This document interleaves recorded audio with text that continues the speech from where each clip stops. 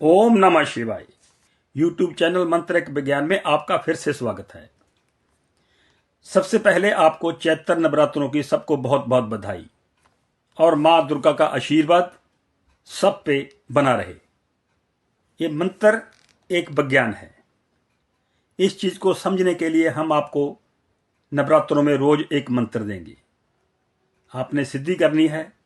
आपको पता चले कि ये कोई चमत्कार नहीं होता, ये भी एक विज्ञान है। जब मंत्र सिद्धि आप कर लोगे, मंत्र काम करेंगे, तो इस चीज से निकल जाओगे कि चमत्कार भी कोई होता है। चमत्कार कोई नहीं होता, ये एक विज्ञान है। जरूरत है इसको समझने की। नवरात्रे चल रहे हैं, इससे अच्छा मौका और कम मिलेगा। और मैं अपनी नॉलेज के मुताबिक आपको ये बता रहा हूं। आप इसको समझने की कोशिश करना, ताकि आपको चमत्कार का नाम ना देना पड़े। पहले हम बात करेंगे कि कलश की स्थापना कैसे की जाए, फिर कलश पूजन कैसे किया जाए, फिर कलश का पूजन के उपरांत उस सामग्री को क्या करना है। यह भी महत्वपूर्ण बात है। और नवरात्रों में और क्या क्या करना है और क्या नहीं करना, ताकि आपको पूर्ण फल मिल सके।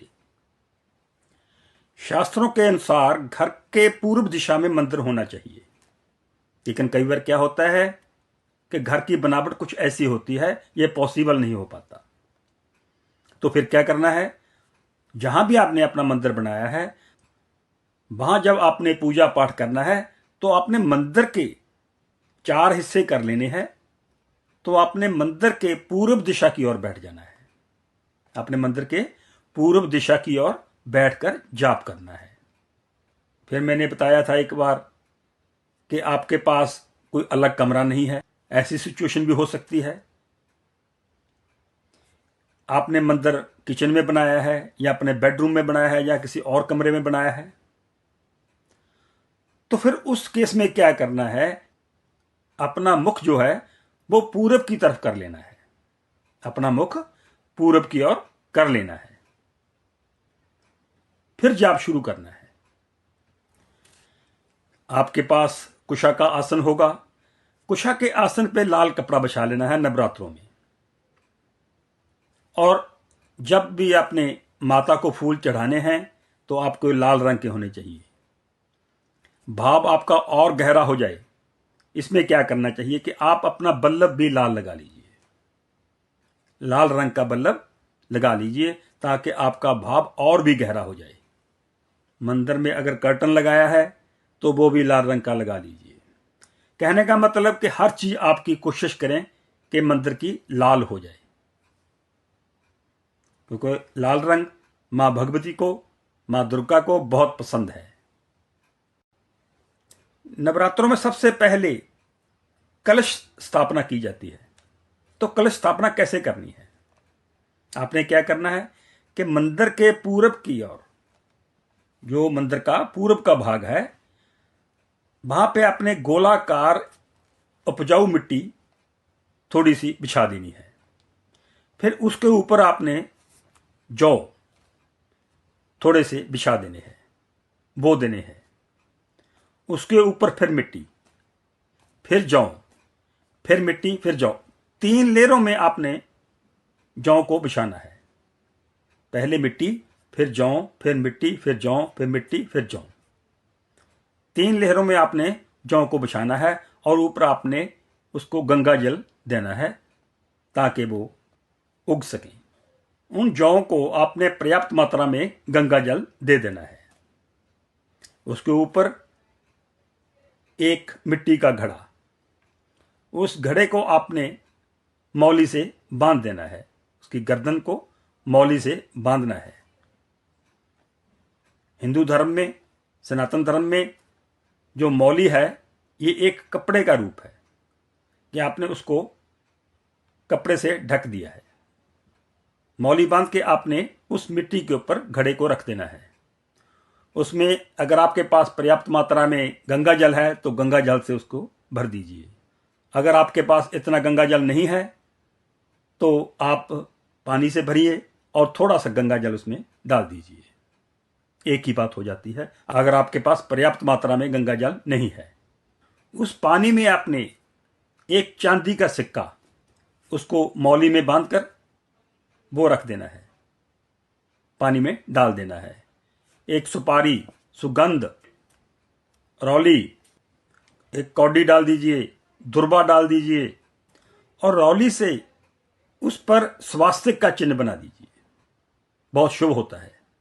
उसके ढक्कन में थोड़े से चावल, अक्षत वो रख लीजिए। जब ये काम कर रहे होंगे तो आपने लक्ष्मी जी का और विष्णु जी का ध्यान रखना है, माँ दुर्गा जी का स्मरण आपने करना है और उसके ऊपर आपने नारियल स्थापित करना है। नारियल को भी मौली से बांधना है। नारियल को भी आप एक टीकाकरण उसका करना है रौली का। तो आपका कलश स्थापित हो चुके हैं। अगर आपके पास समर्था है, आपके पास टाइम है, तो अखंड दीपक जला सकते हैं। देसी घी का अखंड दीपक आप 9 दिन जला सकते हैं। लेकिन आपको कहीं रात को बाहर नहीं रहना होगा अगर अखंड दीपक आपने जलाया है, क्योंकि जब हम अखंड दीपक जलाते हैं तो उसकी थोड़ी बहुत सावधानियां होती हैं कि आपने उसको पीठ नहीं देनी। इसका मतलब क्या होता है कि आपने रात को कहीं बाहर नहीं रहना, हर रात आपने वहां दीपक के साथ ही रहना है। अब कलश की बात चली हुई है तो कलश की बात और कर लेते हैं कि नवरात्रों के बाद इस कलश और सामग्री को क्या करना है। जो कलश में गंगा जल है वो अपने घर में छिड़काव करना है। उसका बहुत ही सुख समृद्धि के लिए अच्छा माना गया है। और जो बाकी सामग्री है वो सब आपने जल प्रवाह करनी है। लेकिन जो चांदी का सिक्का आपने डाल रखा है वो निकालकर आप अपनी तिजोरी में रख सकते हैं। जिस पर्स में आपकी लक्ष्मी जी होते हैं आपने उनके पास ही उस सिक्के को रखना है। हर नवरात्रों में जब कलश स्थापित करना है तो इसी सिक्के को बार बार जल में डालना है। नवरात्रों के बाद इस सिक्के को निकालकर अपनी तिजोरी में रख लेना है। जब नवरात्रें आए तो इसी का पूजन करना है। इस सिक्के का आप दिवाली के दिन भी पूजन कर सकते हो। दिवाली के दिन जब हम लक्ष्मी जी की पूजा करते हैं तो इस सिक्के का दिवाली के दिन भी पूजन करें। अब नवरात्रों में जल में भी इसको रखें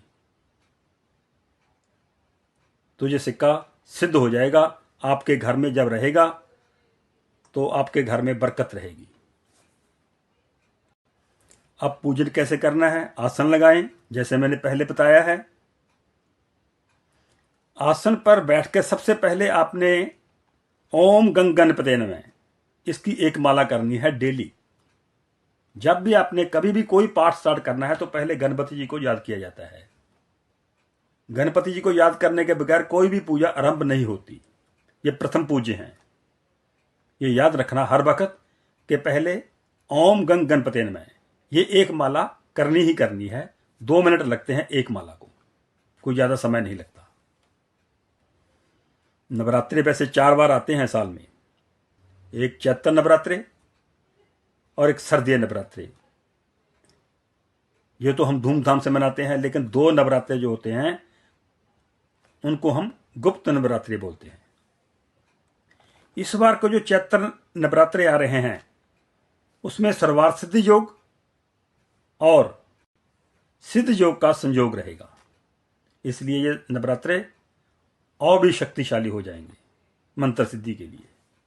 नवरात्रे के पहले दिन माता शैलपुत्री की पूजा की जाती है। वैसे दुर्गा जी के ही सब रूप हैं, लेकिन पहले दिन दुर्गा जी का जो शैलपुत्री रूप है हम उसका पूजन करेंगे। और उनका मंत्र है ओम ऐं ह्रीं क्लीं शैलपुत्राय नमः। इस मंत्र से आप मां शैलपुत्री को खुश कर सकते हो, प्रसन्न कर सकते हो। और माता को रोज सुगंध, पुष्प, लाल रंग के संधूर, प्रसाद जी आप रोज आप माता को चढ़ा सकते हो। अगर आपके घर में शंख है तो आप शंखनाद भी कर सकते हो या घंटी बजा सकते हो। उसके बाद आरती कर सकते हो, क्योंकि शैलपुत्री का अर्थ है शैल। शैल का मतलब होता है पहाड़। पहाड़ की पुत्री, पर्वत की पुत्री पार्वती, हिमालय के राजा हिमावत की बेटी के रूप में जानी जाती हैं ये। क्योंकि माता जब सती हो गई थी, आपने सुनी, मैंने ये वीडियो पहले एक दी है, उसमें सारी कहानी बताई थी, संक्षेप में फिर बता देता हूं कि जब सती का विवाह, राजा दक्ष की बेटी थी ये, तो माता सती का विवाह भगवान शिव से हुआ था। तो राजा दक्ष ने जब अपने यज्ञ किया तो माता सती को या भगवान भोले को उन्होंने नहीं बुलाया था, जिससे सती माता नाराज हुई और भगवान भोले से जिद करके उस जगह चली गई, उस यज्ञ में चली गई। तो वहां जाकर इनको देखा, तो वहां जाकर माता सती ने पाया कि अच्छा नहीं किया, तो उन्होंने उस यज्ञ में, उस हवन कुंड में अपनी आहुति दे दी थी। तो भगवान शिव को बहुत क्रोध आया और उन्होंने पूरा वो यज्ञ था वो ध्वस्त कर दिया और अपने कंधे पे लेके माता सती को पूरी धरती पर तीनों लोकों में भ्रमण करने लगी। तो जो भगवान विष्णु ने देखा कि ऐसे भगवान शिव विचलित हुए हैं, तो ऐसी अवस्था वो देख नहीं पाई, तो उन्होंने अपने सुदर्शन चक्र से माता सती के टुकड़े कर दिए। तो यहां यहां वो टुकड़े गिरे, वहां वहां पे शक्ति स्थल बने। और आगे जो माता सती ने जन्म लिया वो हिमालय के राजा हिमावत के घर शैलपुत्री के रूप में लिया था। और माता ने फिर हजारों वर्ष ये तपस्या की द्वारा भगवान शिव को पाने के लिए।